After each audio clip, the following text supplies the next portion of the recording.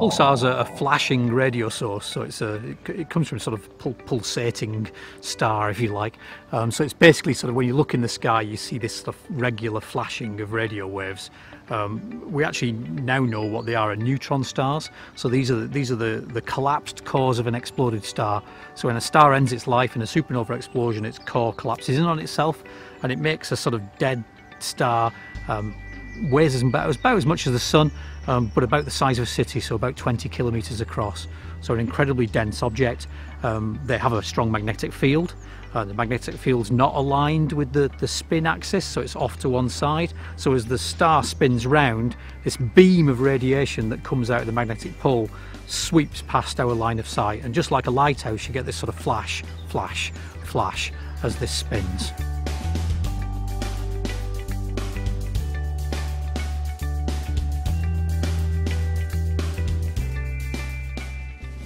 Pulsars are really useful scientifically, but basically because they're very stable clocks. So you've got this incredibly dense, massive object spinning.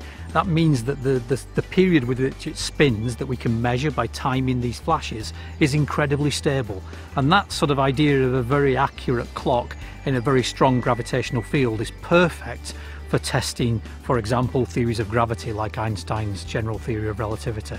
And we've actually, one would like probably to prove Einstein wrong at some point. We're actually proving Einstein right to a very high level of accuracy. So something like 99.99% correct. One of the great things that you can do with pulsar timing, with looking at the timing of the arrival of these flashes from the pulsars, is you can look for changes in the arrival times of these pulses that tell you something about the way space is behaving between us and the pulsar. And in fact, by linking this telescope and working alongside other telescopes across Europe and indeed across the world, we're actually hoping to be able to see evidence for the ripples in space-time predicted by Einstein, the so-called gravitational waves, which we believe they exist, but we've not yet directly detected. Gravitational wave is often referred to as being a ripple in space-time. So it's something which is most easily detected when you have massive objects, for example, orbiting each other.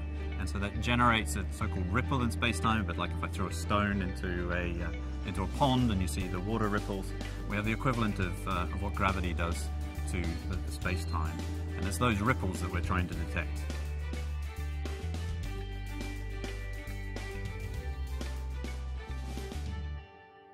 We use the pulsar, which sends out radio pulses very regularly, and we receive those at Earth.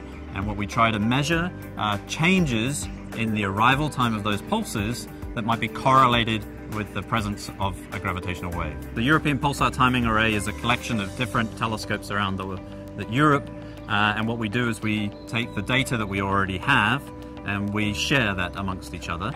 And the advantage of doing that is that we, instead of just having, say, one 100-meter class telescope, we can actually simulate one large telescope with a diameter of something like 200 meters, so equivalent to the largest radio telescopes currently on the Earth. So there is the Lovell telescope here where we are now, there's the Westerbork telescope in the Netherlands, there is the Effelsberg telescope in Germany, there's the Nancy radio telescope in France, and recently the Sardinia radio telescope in Italy, which has only just come online.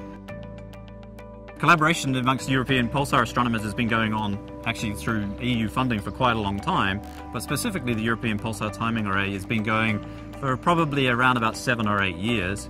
And this is a long-term project. Detecting gravitational waves requires very precise data over a timescale of 5 to 10 years at least.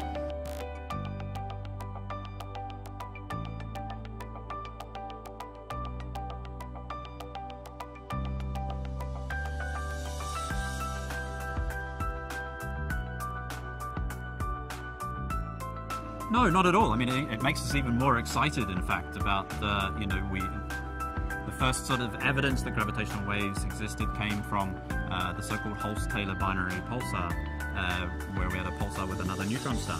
And here's yet more evidence that gravitational waves are a reality, and so it just encourages us and wants us to speed up our ability to make a detection ourselves. I think the important thing to recognize is that there are many different, the gravitational wave spectrum is very broad, and we have a whole range of different gravitational wavelengths, and these probe different physical environments, so they're actually highly complementary to each other.